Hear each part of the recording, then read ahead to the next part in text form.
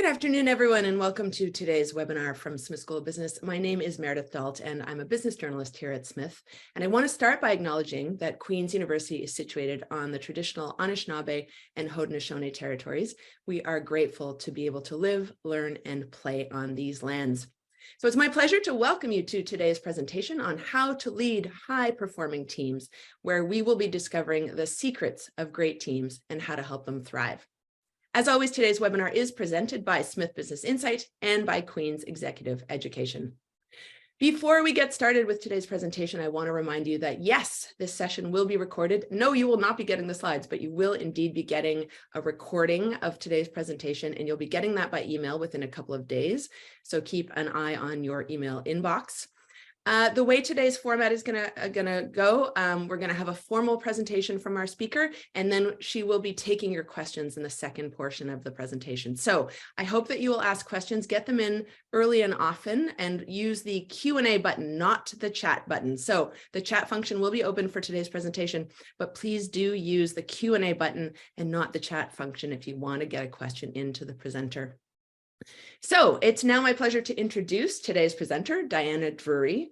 Diana is an award-winning coach, consultant, and athlete who has worked with high-performance teams for more than 35 years. She is the director of team and executive coaching with the MBA and master's programs at Smith School of Business. In that role, she has worked with hundreds of students, and she has also served as an adjunct professor at Smith and at Cornell University, among other institutions. She has been a coach and a facilitator on the Queen's Executive Development Leadership Program.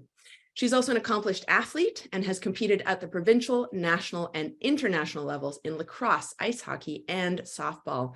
She's also coached teams at the university, college, provincial, and national levels and has won numerous coaching awards. She has also been inducted into 7 Canadian Athletic Halls of Fame as an athlete, builder, and coach. Here is Diana Drury with how to lead high-performing teams. Hello, everyone. Thank you for joining us today. I'm here to talk about how to lead a high-performing team, so let's get right into it. When researching successful teams, we keep hearing the same thing over and over. It is how we behave that truly makes us successful. We hire based on skills, but we often fire based on behaviors. The research clearly demonstrates the destructive force that dysfunctional behavior has on North American business. Too many teams are held hostage by their underperformers, and the sad truth is, too few of us have ever been part of a truly great high-performing team. Behaviors are the meat of leadership, and behaviors drive results. As Patrick Lencioni tells us, it's not about finance, not about strategy, nor technology. It's teamwork that remains the ultimate competitive advantage, both because it is so rare and so powerful. The big thing that people don't realize is whether we are a group or a team, and there is quite a significant difference between the two. A group is just a collection of individuals. They come together and they coordinate their own individual efforts. A team, on the other hand, is really a group of people that come together. They share a common purpose, they share challenging goals, and without purpose and/or goals, you cannot build a team. I want to talk a little bit about why teams fail. In order to understand where we go wrong, I'm going to flip it to how you'll be successful in a team. But in order to identify failures, we need to know about them so we can be proactive and ready when they do hit us. Number one, what we see here is Patrick Lencioni in the 5 Dysfunctions of a Team, which is a truly great book, 2002, but still today holds its value. If we look at the bottom of the triangle, this mimics a little bit about how we're going to work to get to the top. It's like Maslow's hierarchy of needs. When we look at Intro to Psychology, Maslow had a very similar diagram. And the bottom framework in Maslow was the basic needs had to be met in order for us to travel to the top of the pyramid to hit what we call self-actualization. A lot of people never get there because the basic needs are food, shelter, and clothing at the bottom level. When we look at Lencioni's diagram, what we see is that the foundation, the core to any team, is the absence of trust. When we don't have trust, we can't go any further up the triangle. The second layer is fear of conflict. Many people fear conflict, lack of commitment, avoidance of accountability, which is critical in a team, and then the inattention to results. So let's get rid of the word failure and let's focus on how we're going to be successful as we move forward in our team. So let's look at how teams are going to succeed. If we look at the baseline, the bottom level of the absence of trust, we know that we need to assume positive intent. Positive intent is the best behavior to come to work with, that everybody's here for the same reason and to do the work they've been asked to do in a very productive environment. The next level is fear of conflict. When we look at conflict, many people are conflict avoiders. What we do have is an opportunity to have those healthy debates, really to provide constructive feedback. And people crave feedback, but we don't often give it because we're not comfortable giving it and we're often not comfortable receiving it. Lack of commitment. Always being engaged in what you're doing and always following through. That gives you a lot of credibility and it helps to build trust. Avoidance of accountability is taking the ownership, individual ownership, asking for help, and really owning your mistakes. The older we get, the harder that is to do, but really owning up to what we're responsible for. And last but not least, the inattention to results on teams. Keeping the mission of the team, the goals in mind, and really focusing on the team outcome. If we want to look at building trust, really noting trust is the foundation of psychological safety. Psychological safety today is more important than ever. And as a new team, what we really need to do is find ways to build trust quickly. If we look at how we build from the bottom up, it's really about connection. Team building exercises, casual interactions, chances to get to know people and really find out more about them than just the skills they have that they bring to work every day. Confidence builds credibility, which is the second step up in this chart. Chances are that if we point out to participants, sometimes it's better to build your credibility by asking good questions and really listening well, rather than by talking. Reliability, don't just say yes to everything and anything. Increase the trust by having the conversations about what we can and cannot achieve. Ensure that what we commit to and actually we deliver upon it. And be honest and straightforward about any issues that are arising. Anything such as a little pebble that isn't addressed can become the big elephant in the room. Integrity is about obey a strict no gossip policy. If you see or hear things that impact the other person, have the courage to share with them. I always say it's the Vegas rule. Whatever happens in teams stays within teams. Show vulnerability yourself. Show empathy when they're vulnerable with you. And ask, what level of trust is in the team today? Where are we today? What level should the team be working on to build trust every single day? And the objective of that discussion is really about the sense of what level of trust the team is operating at. And where can the team collectively want to work towards? Very, very important. High-performing teams create an environment of trust and caring. It's a culture that allows the individual to be successful. In an environment of trust and caring, team members can approach challenges in new ways. They can take personal risks, try new things, talk to new people, and explore new ideas. Trust in action also talks about accountability. We've mentioned that, how key that is, and again, to reinforce that, do what you're committed to do, deliver what you say to the success of others. Assuming the positive intent, acting with integrity, being open and respectful of others, and appreciating differences. Be willing to be wrong. That's where the humbleness comes in, being open to others' perspectives. And being open to influence, seeing others' points of view, understanding that there's not always one way of doing or seeing things. And having each other's backs, supporting each other. Be willing to give help and be willing to ask for help when you need it. We win together as a team and we lose together. I want to look now at two elements to team performance. Team alignment, which is critical in a high-performing team. And alignment is around, is the team doing the things that are important to both the organization in order to add value to their customers and to the shareholders? A question, how aligned are we as a team in terms of what we're working on and what we're striving to achieve? Team dynamic, second important characteristic here. How do teammates interact with one another? What does it feel like to be on a team? And how does conflict show up? Aggressively, passively? Both of these cornerstones to high-performing teams are very, very important. Strong alignment and strong dynamic. The next thing I'd like to talk about is effective and supportive team members. Those are two key words that we use when we work with teams. Working cooperatively and collaboratively with others, displaying a willingness to learn from others by demonstrating humility. Dealing with stress in a professional manner, and knowing how to have that healthy conflict when it arises. Open and responsive to that constructive feedback, both from team members as well as the leader and/or your manager, and willingness to provide that feedback to team members. And lastly, being able to communicate regularly and with transparency.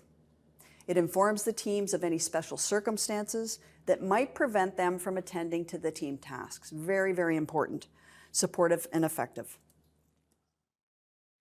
Behaviors of high-performing team members. Here are some of the key behaviors I'd like to share with you around high-performing teams. Make every effort to engage in these as well, in yourself.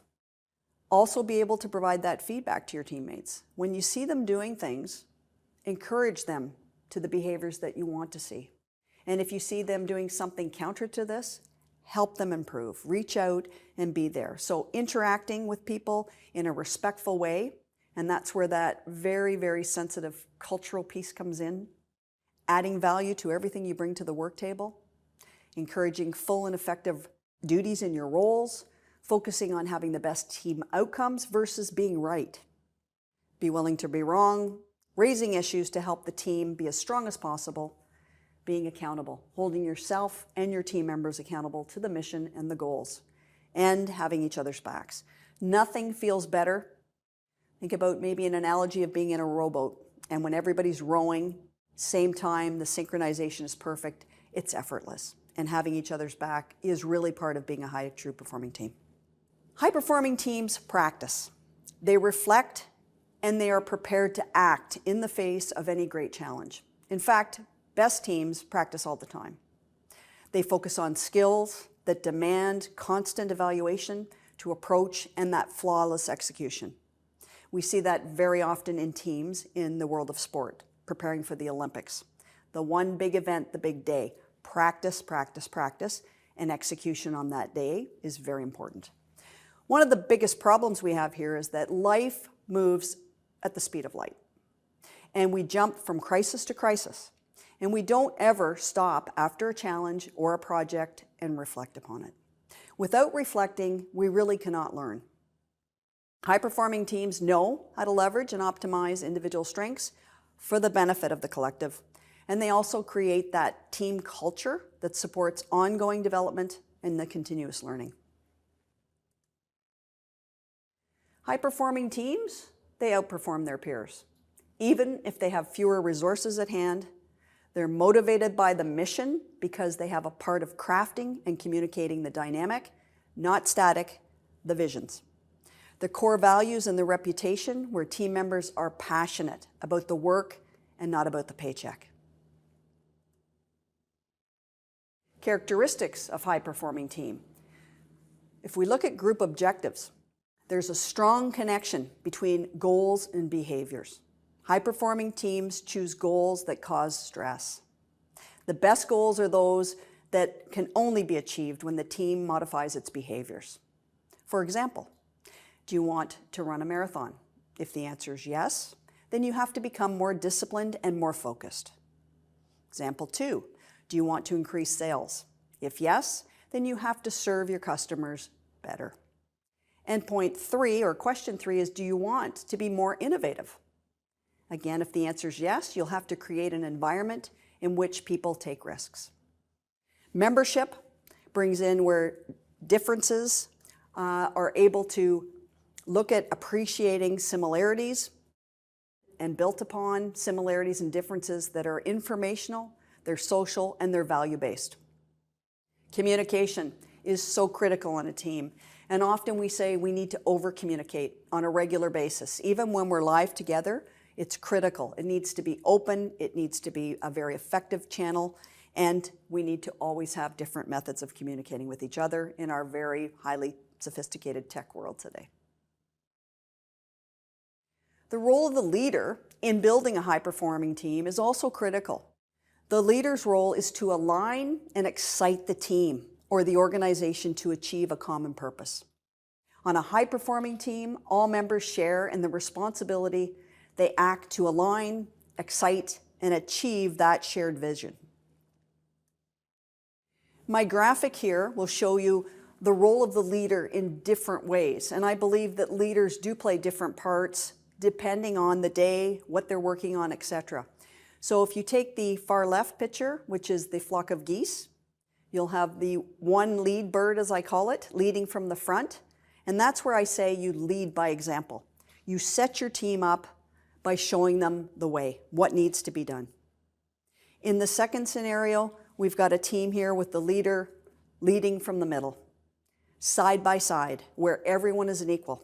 Everyone shares in the communication, everyone shares in the ideas, and it really brings to the forefront that there's no rank in the room. People then feel supportive, they feel open to be themselves. In the last scenario on the far right, we have leading from the back. You see a peloton of cyclists. You'll see in the back there's a van, and the coach or the leader or the manager is in the back of the van. They're driving that van, which allows the team members, the peloton in front, to grow and feel supported. 5 key team dynamics that I think are worth sharing and noting is that we need collaborative team members. Collaboration is all about team. We all come together, we share our thoughts. It's a safe zone, and there's no right or wrong answer. Positive team relationships. Takes time to build, but it also takes time for you to initiate about finding about people within the workplace. What are their strengths? Where do they want to grow? And also about who they are as people outside of the work world. Productive group problem solving. Here where we bring in opportunities to look at problems as potential solutions, driving that forward, and having everybody weigh in. Leadership that encourages the collective achievement. We're all here for the same reason. We're on the same team. We win together, we lose together. And the organizational environment that promotes that collaboration and teamwork. Feeling supported, feeling that my voice matters, and that the collective is really the front and center of what we're doing. 6 more things I'd like you to consider about team members, what they want and what they need from their leader when they're in a team. And again, this brings in that psychological piece. Respect. Everyone wants to be respected, treated in a way that they feel they're part of. And again, we need to talk about that because respect for me and what I want isn't the same for you. Having those conversations. Recognition, the pat on the back, the acknowledgement, the shared incentives versus the one-off for the individual team member that stands out. Remember, we're a team. We're all in this together. Belonging, including someone as being part of the team, not an outsider, not an outlier, but everyone is here, and again, we're working as a collective. Freedom, having the autonomy today to not be micromanaged, and people don't like to be micromanaged. Having that autonomy to be able to be transformed in that stimulation, motivational piece. Personal growth, letting people evolve, letting them make mistakes, learning from them so they can move forward and grow. And lastly, the meaning of what we're doing. The meaning is doing something great and feeling that you've been a part of it. It's a great, wonderful feeling. It's like the rowboat when we're all in sync. Now, important, but something we don't do often, is an action after action review.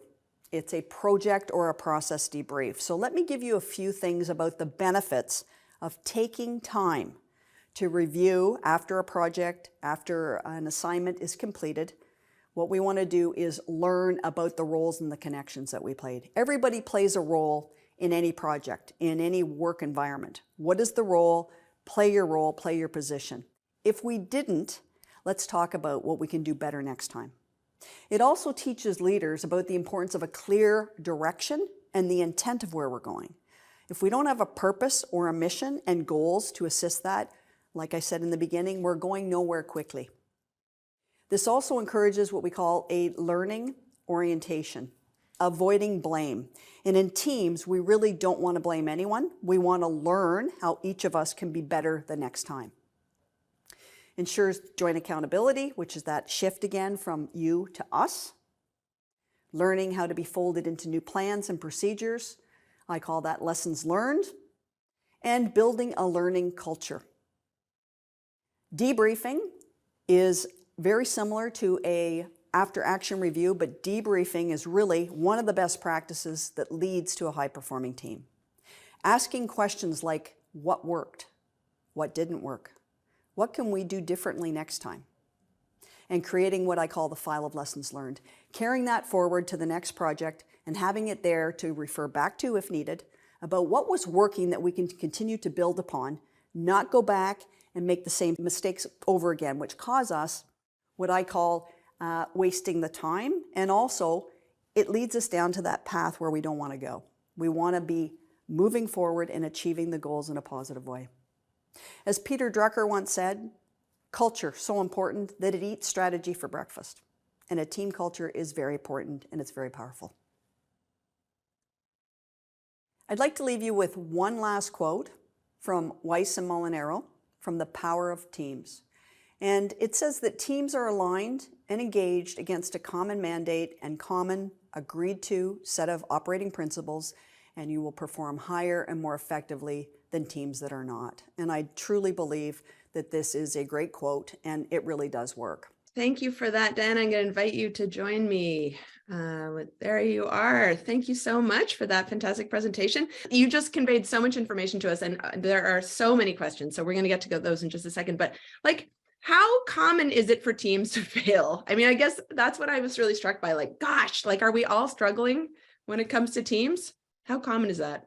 Well, Meredith, I think we really need to be realistic. Teams do struggle and teams do fail. And I really believe that you have to have those conversations. And when people don't bring concerns, pebbles, or issues to the table so that the team can talk about it, you're really just sweeping it under the rug. So nothing changes and we continue to be dysfunctional or not happy with the work we're doing or the outcome. So in reality, a lot of teams do struggle and they struggle through every day in every situation. Gosh, yeah. And yet they're so important. I mean, they're just, as you say, I mean, they're at the crux of like everything we want to accomplish, right? Absolutely. Okay. So I want to get to, we have so many great questions, and audience, thank you so much for these. I just keep putting them into the Q&A box if you like, because then they won't get lost in the chat, although keep chatting. Oh, quickly. Yes, audience, you will be getting a recording of this presentation. So stand by. Okay. First question. What is the best way to deal with a team member who does not invite feedback and rejects constructive criticism? Well, I've seen a lot of those, to be honest. I think you have to find out a little bit more about the person and how they respond to understanding feedback is a mechanism for growth. It's not something that's punitive. It's about helping them grow, which in turn will help the team do better in whatever role they have within the team. I think you have to get to know the person, know the style that they like to respond to. So some people like direct communication. Some people like indirect with examples, but really providing people with, what was the situation that they were involved in, and looking at describing it, being specific around the behavior, describing that, and then also the impact and what that had on both themselves, the team as a whole, and finding a way to really look at what triggers them, not go there, but also how they can appreciate that feedback is a gift. We welcome and we should welcome feedback in order to help us be better and grow in the role and perhaps grow in the company. So I think you really have to know your people and figure out what's the best way to communicate that feedback in a way that's seen as constructive versus criticism. Right. But I can't help but think, I mean, we're all at various levels of growth when it comes to kind of figuring ourselves out and what triggers us and owning our mistakes and those kinds of things. Like, what do you do when there's a team member who just hasn't broached that stuff within themselves? I think it's the difficult discussion about getting them to be more open to and hearing their ideas out, hearing what they feel they're contributing, and trying to get them to, again, understand in a way that resonates more with them. Have them have a say as well at the table. Don't just discard them, push them aside, because I believe people have something to offer.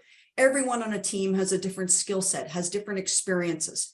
And when we mute people, or we just give them one opportunity to speak and vote them off the island, I say bring them back in and let them have a second opportunity to share and be more open to, so that you're understanding it from their perspective as well. So it's a two-way communication. Right. Personal growth all around. Absolutely. So we've got a couple of questions here relating to the challenges that new managers can face when they're leading teams and they want to lead high-performing teams. So that specific question, how do you do that when you're a new person? What's the best way to start when you're just starting out in a leadership role and you want to set a tone for your team? Any advice for those people? I think you get to know your people. I think you need to know them at a ground level where they can actually look at you as someone who is trying to understand them as someone that's not the same as everyone on the team. They're very unique in what they're bringing. So finding out about their background, their experiences, even their own personal life outside of work, so that you can make a connection, so that they feel that you genuinely care as a leader. And I think you start at that bottom level, and it takes time to really build trust, especially as a new manager. People don't know who you are, where you're coming from, what is your ulterior motive coming into this. And I think you have to spend time with each of your team members, get to know them, and find out what they need and they want from you in order to develop that psychological safety and trust, in order to build the competencies within the team and within that individual when you're in the position of a new leadership role. And is that literally as simple as taking them all each out for coffee one at a time? Or are you doing group team building things to get to know each other? What I think you do both, Meredith. I think you have to do the one-on-ones where you have, just an opportunity to get away from the workplace and out of that environment and get to know them, ask them questions. When you come in the morning, same thing.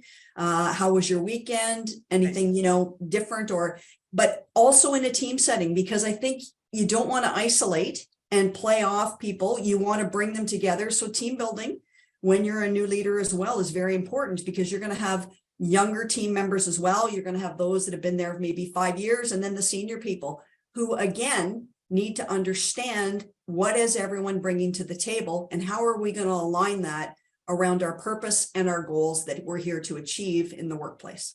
Got it. Okay. Similar, I guess, we've got a question here about how to introduce the topic of respect within a team. I mean, how do you set that tone? Respect, and I've learned this most recently. We had an excellent session with EDI, Equity, Diversity, and Indigeneity. We had a speaker come from the United States that worked with my team and executive coaches. And I always thought that respect was wanting people to treat me the way that I would treat them back. And apparently it's not that. And when I listened to the explanation, it made a lot more sense that how I want to be treated and what my definition of respect is can be very different than yours, Meredith. So unless we have that conversation as to what is, Meredith, your definition of respect and how you want to be treated, again, until we know that and we all hear it and become aligned, we're just thinking how Meredith wants to be treated and what respect looks like for you. It's having those discussions. Is it literally that explicit though? You're saying, okay, Diana, I'm your new leader. What does respect mean for you? Like, are you literally just laying it out like that? Meredith, I'm having people do this now because it's the same as trust.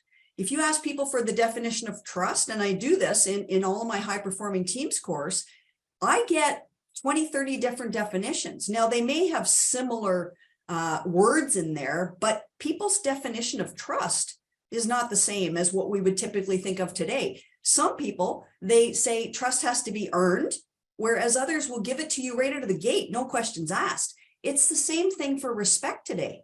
And what people are looking for based on their culture, their experiences, their values, their upbringing, that is all very important into developing what I call a performing or high performing team. Right. Fantastic. Okay. Actually, I want to stay on that topic of diversity, equity, inclusion. The question is, could you speak to the importance for leaders to adopt a degree of cultural competence to support team cohesion across people of diverse backgrounds?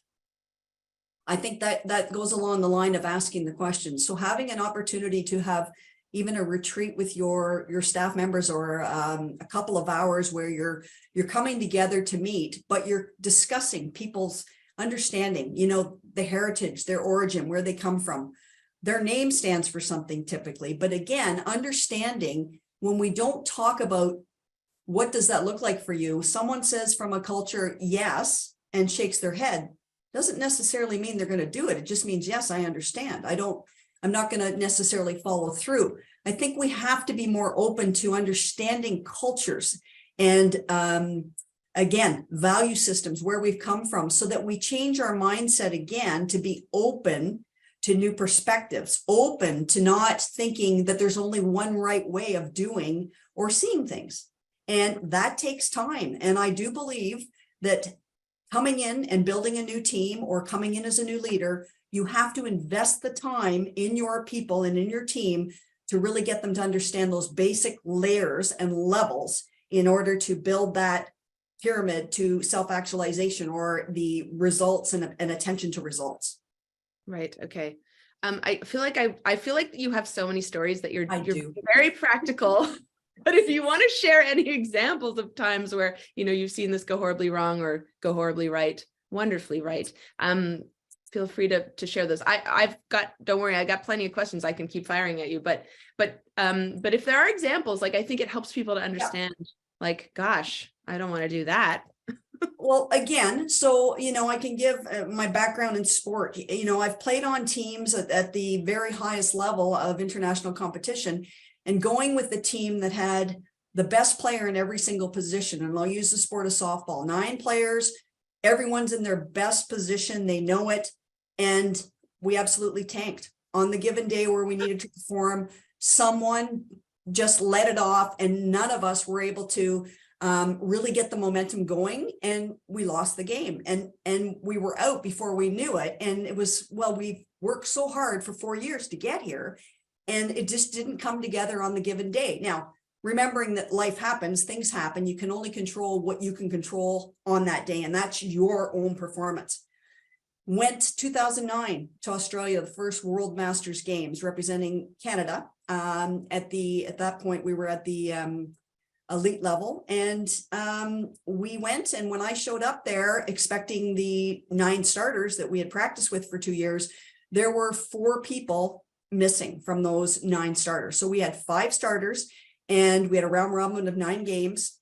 I was very skeptical, Meredith, and it was hard for me to say, you know, I've spent all this time in work and taken 3 weeks off work to go to Australia, and we're not going to win a game. And I said that to family members and friends, and they're like, oh, come on.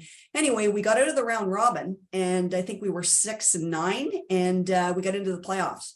The first team we played was a team that we had played in the round robin that we lost to. We came back around, won the next 2 games, and guess who we played in the gold medal? The team we'd lost to twice already. Okay. So what we had to do as a team was reframe. Our mission was to get through the round robin to get to the medal round. And we did that, but we needed to reframe because we had lost twice to this team. Mm-hmm. They knew us. They knew all our pitchers. They knew where we hit exactly. So what we did was we had a meeting. We started from scratch, and we strategically were flexible to shift our players to the side that this team most likely was going to hit. And we put our top 6 in those positions, and then we filled in the gaps with others who were very nervous and skeptical because they hadn't been in the starting lineup. But what we asked them to do was to fill their role, play their role, and that we would support them. And they needed to trust that we would communicate. And that's what we did. It was very exciting. So what happened was our pitcher, she threw 3/4 speed because they could hit her fastball that was 70 miles an hour, and they could hit her changeup. But 3/4 speed threw them off. We got ahead in the game. They started to fight with amongst the team. They ended up pulling the starting pitcher, and we won the game 5-3 to win the gold medal for Canada. And I'll tell you, Meredith, that moment when we sang the anthem, that for me was all about what you don't expect. But when you bring people in that aren't expected, but they play the role they've been asked to do, and they give them the challenge and the opportunity to step outside their comfort zone, it's amazing what ordinary people can do with extraordinary results. And I presume like really good leadership. You must have had really strong coaching. We did. And a coach that was open to say, what do we need to do to beat this team? So we were part of that discussion. We weren't excluded. Right, right. That's important. Okay, that's fantastic. Thank you. I want to just shift us now from the playing field to the hybrid, to the remote work situation and the challenges. I know we've talked, I mean, this has been a topic all through the pandemic, but how do we translate this team, building a cohesive team, especially when we're not always all together? Meredith, that's been difficult. And through the pandemic, I was challenged to build high-performing teams in a studio here at Smith. And I thought, well, that's going to be pretty much, I don't know if that's impossible or not, because building teams involves interaction, and typically seeing people doing things in motion allows you to see body language. It allows you to read when people are very uncomfortable or skeptical. So the world we're in now, we have moved back to some live, obviously in person, but we do have what we call our remote or hybrid teams. And what I learned through the pandemic was that we can have very high performing teams in a hybrid model or a remote model, because what they need to do is to, again, over communicate. They need to be reaching out, more connected than ever, because they are remote, just like we are today. You don't see as much that body language or the underlying tones of what's going on behind them. We have to make sure that they have structure in their meetings. They have to have no distractions behind them or going on within the household or the workplace.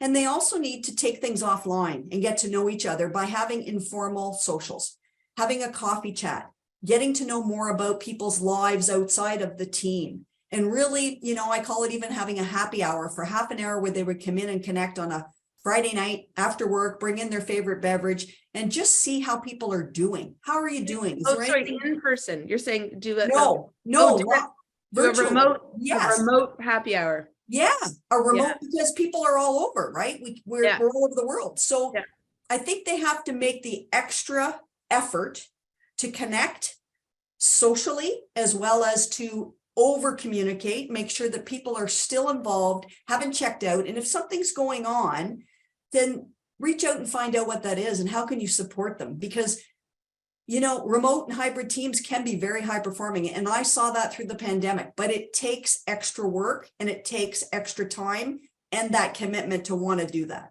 Because everything is so deliberate. Absolutely. There's no happenstance, I guess. You know, you're not walking down the hall to get a coffee together. Correct. Okay, great. I've got a couple of questions here, which are sort of similar in what to do about underperforming team members. So what do you do with a team member who's just constantly missing deadlines? How do you hold team members accountable without making them feel bad? So there's a couple of these questions here. Okay. Do you want to speak to that? So, you know, I think there's always life going on. And I mentioned in my presentation that, you know, we run from crisis to crisis. And it doesn't change. Like life just gets busier. It doesn't matter how old you are.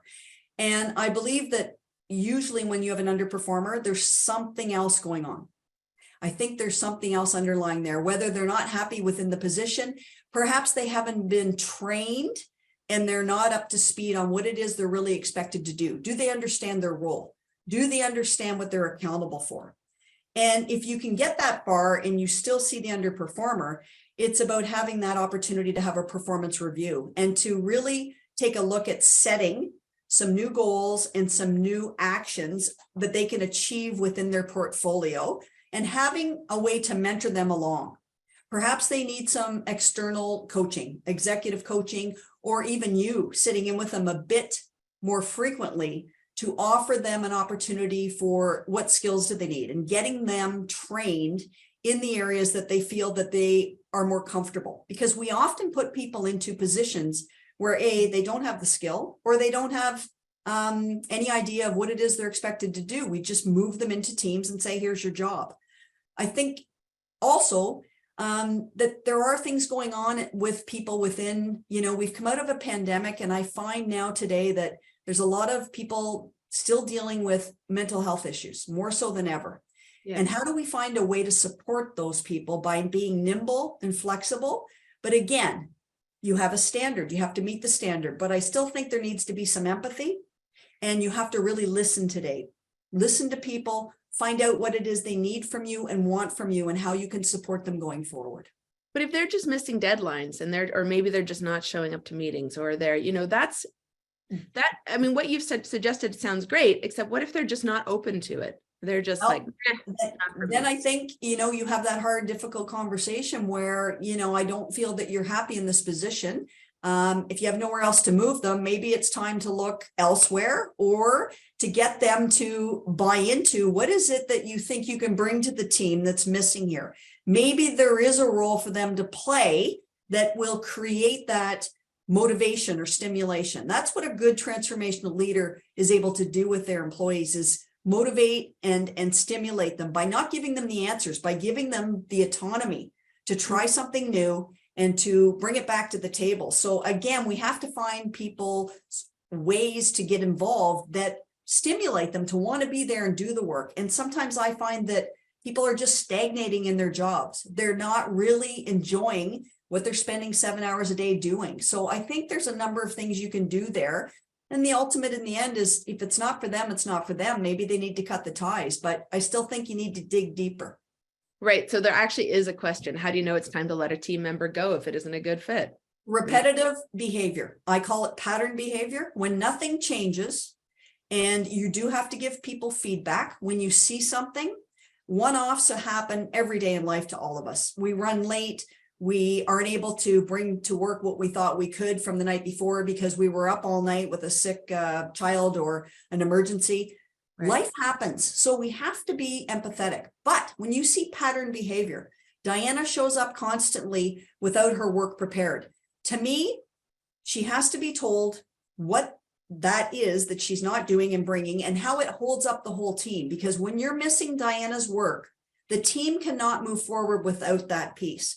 She has to understand that she's a critical part of the team, and that what she has said she's going to do and deliver has to be delivered.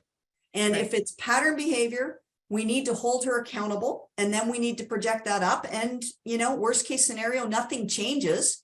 You still have to give people the opportunity by telling them what it is you see that's not working and what it is you need to see specifically moving forward. And again, if it goes south, then you've got a performance expectation plan, hopefully within your business, that you can put them on. And then sometimes it's, you pull up your socks, or maybe this isn't the position for you. Right. Okay. We've got a question here about how do you manage teams when there's a matrix reporting structure or with temporary people in key roles? And we often see that happen in institutions. How do you manage trauma-based responses in team members? So I don't know if that's two questions or one question, but that is a harder task when you're managing people who are maybe temporarily there. Maybe they're going to move on. Maybe they don't respect your authority. Maybe you're temporary. Any suggestions? I think you have to find a win-win there. A lot of people come and go and are temporary in positions while others go off on leaves. Again, I think you've got to find what their skill set is, what their strong suit, what their desire is to bring to the team, and try again to motivate, stimulate them in that short period of time. And even if it's a manager coming in, I think they need to find out about the people there and engage them to their best ability. Even if they're only there for 6 months or a year, you still have a job to perform. It's the alignment around the team and that everybody knows their role and they play their position. Right. That you guys on the softball pitch. You got it. A question. What leadership style, if any, works best for a high-performing team? Is there an answer for that? I think a transformational leader. Julian Barling taught me this. You've got to be someone that looks at individuals with specific needs, specific skill sets. How do you mentor and coach them? You also then need to stimulate. You need to motivate those people by not giving them the answer to everything when they run to your door with a problem. You put it back in their court and you allow them to figure out that solution. You can support them, but put it back in their court. What would you do with this, Meredith? Where do you think you should go with this? Why don't you think about this? Take it away, come back, and let's have another conversation. And then I think the top, when you get to the top, is that sort of the role of the leader where you're a charismatic leader and you bring in that people look up to you. But that takes time for people to trust you because you have to walk the talk. Again, it's like Maslow's hierarchy of needs. It's like Lencioni's, working from teams that fail to teams that succeed. It's again, the bottom layer. The trust is the foundation. Right.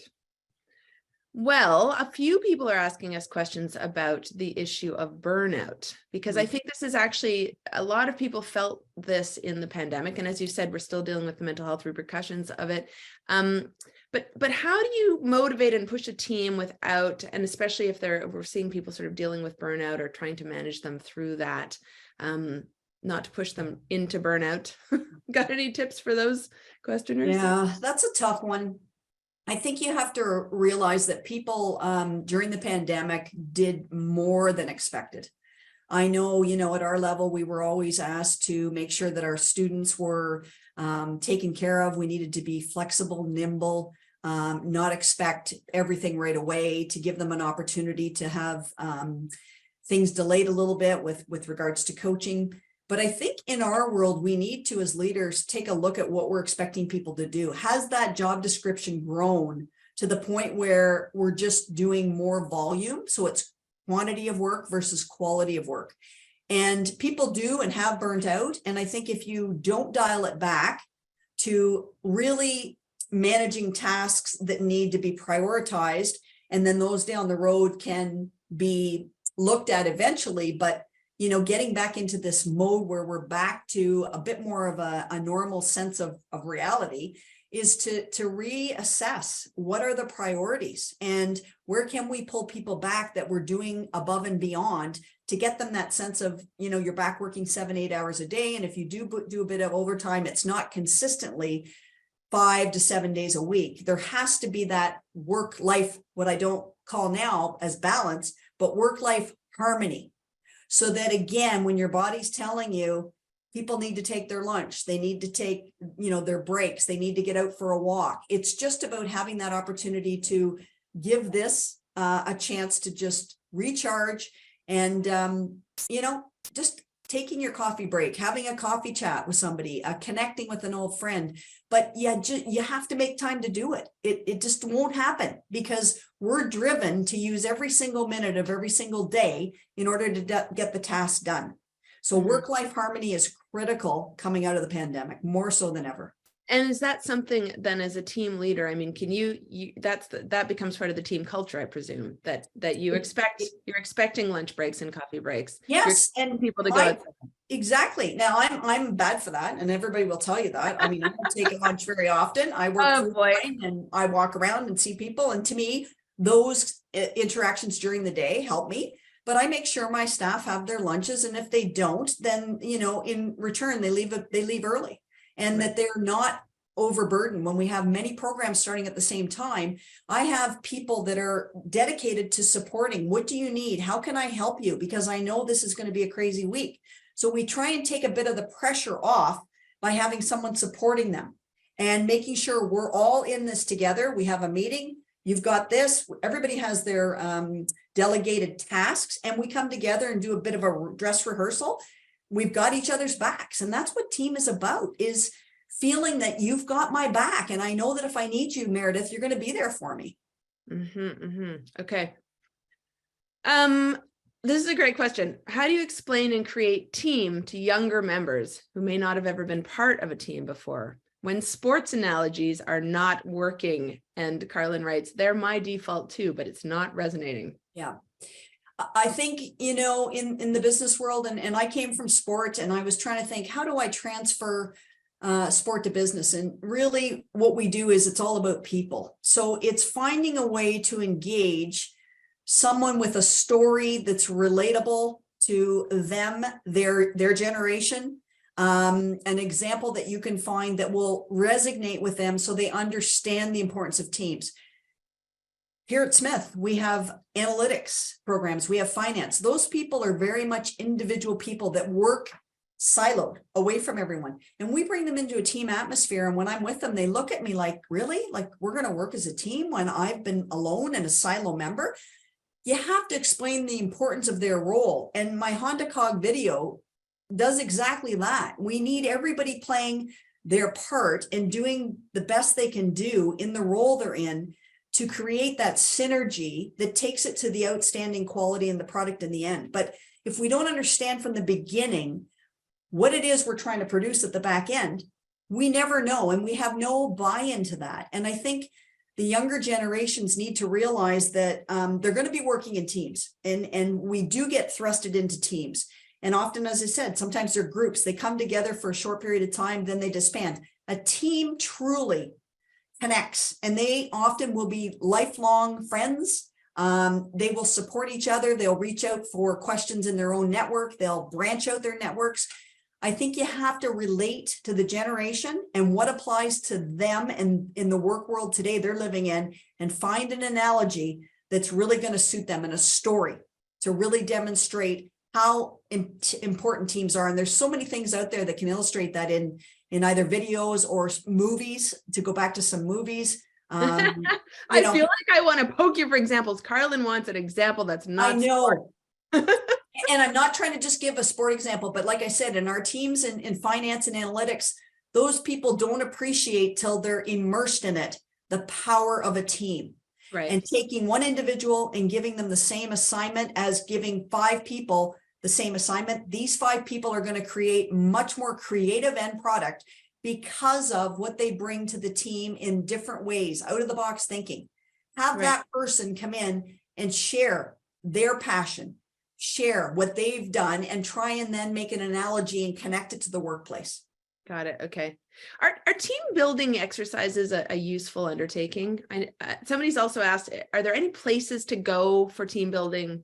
Yeah, I mean, team building is how we start our frameworks here at Smith. You know, we take people as and make the teams as diverse as possible through everything from experience to age to culture to background, to male to female. And we do that because it mimics the real world today. Right. And I start with team building, just getting to know you exercises, sitting around, having questions that everybody answers. We take our students to the improbable escapes. What a great way. Lock them in a room and they have to figure out by working together how to get out of the room and survive. We do a number of things. We do a Smith challenge where they're, go around campus and they have specific things they have to find. That creates and builds a team because you get to learn people's behaviors. You get to learn who steps up to take leadership roles, who are the quieter people that stay back and stay out of, getting involved because maybe they're not comfortable. But we need to bring everybody in. We need to capitalize on everyone's strengths and ideas. Yeah. Great. Okay. Good point. I just want to say, yes, Aditi, yes, you're going to be getting a recording. Everybody's going to be getting a link to this presentation, and yes, please share it with your colleagues. I just wanted to share a comment we got early on about the concept of Ubuntu. So this person writes, I want to share the concept of Ubuntu team building strategy grounded in the principles of interdependence among team members to cultivate respect, dignity, value, and acceptance. Could Ubuntu be an alternative way of team building where we transition from the I to the we? Absolutely. Do you have any thoughts on that? Absolutely. Yeah, I couldn't agree more. And I don't know much about that, to be honest, what the person is referring to, but absolutely. The old cliche, there's no I in team, right? Together, everyone achieves more. And that's so corny, but it's so true. But, like I said in my presentation, it's about the us. It's not about I, it's us when we're talking a team. So, no one's brought up about the importance of after action review or debriefing. It's true, actually. We should really stress that again, shouldn't we? Yeah, because, I find, and I'm a big pusher of it here at Smith, and we don't do it, and we don't do it well, is that when you've spent time planning for something in a big event, a big opening session, to not sit down as soon after the fact as you can to talk about what worked, what didn't work, what are the lessons learned from that? Because if we don't talk about what's not working, nothing's going to change. Right. So we have to capture those lessons, go back to them. And then what we can do is build on what's working to make it even better the next time. That builds in efficiency, it builds in effectiveness, and it gives people more time to do the things that they'd like to do versus what they have to do. Right. Okay. And then improve going forward. In fact, this aligns with this particular question, which are there any metrics or measurement systems that you can use to determine team success? That's harder. Certain teams have asked us to do that, and high performing teams, I really do find, and this is no word of a lie, Meredith, that When I first started here and went into my first team to debrief them at the end of their journey with us, I asked them from the toolkit I gave them out of opening session in the high performing teams workshop I do, what was it that made you a high performing team? Are there things that you can tell me from the foundations I gave you? What did you tweak to make your own? And their number one, and it's always in the top three, is debriefing, is what made us a high performing team. Because even though it's the last thing you want to do at the end of a day or at the end of a meeting, it's a common thing that I do. And I believe in it because, again, it allows you to build on what's working. And, going forward, I think people have to buy some time in order to talk about the things that we don't think are important. And that is definitely important. Why would you want to repeat something that wasn't productive and didn't work? Let's build on what we can do to make it even better next time. Right. You know what? We have so many more questions, but I think given the time, I want to leave it there because I think that's an important place to leave people like thinking, okay, if we don't talk about what we just did, we're not going to get better. But before I wrap up, audience, I always let you guys know about some learning opportunities that we have coming up through Queen's Executive Education. And this time I want to let you know actually about a 4.5-day leadership program. And Diana, I understand you're going to be participating in this program as a coach. Yes. Yeah. So what? Love these. These are awesome, awesome opportunities for people. Trust me. Okay. Give us a little plug. So you end up working with these people closely over the course of that 4.5 days? I do the 360 feedbacks, and I also do the Seeker Helper Challenge, where you bring a problem from work and you learn how to really leverage that as the seeker, with the learner helping you to understand the problem better and not giving you the answer. You find the answer within yourself based on the open-ended questions. Well, okay. So see, audience, here's your chance to work directly with the amazing Diana Drury. The in-person leadership program, as you see there, runs June 12th to 16th in Kingston at the Donald Gordon Center. And for more information, you can visit smithqueens.com/execed. There's the URL on your screen. And finally, I want to let you know our next free webinar is going to be coinciding with National Indigenous History Month. It's next month. The topic's going to be understanding Indigenous economic reconciliation, what businesses can do to provide better opportunities for economic inclusion and partnerships. An important topic. That session is coming up next month, Tuesday, June 13th. You will be getting information about that webinar in your inbox soon by email. Also, just to reiterate, yes, you will be getting a recording of this presentation, and I do hope that you will share it within your networks. Thank you, audience. You've been fantastic. The feedback is amazing, Diana. People are really, really grateful for your experience. So thank you so much for sharing. And audience, I do hope you'll join us next month for our next webinar. Everybody have a fantastic afternoon. And thanks again, Diana. Thank you for having me, Meredith. Thanks, everyone. Bye. Bye-bye.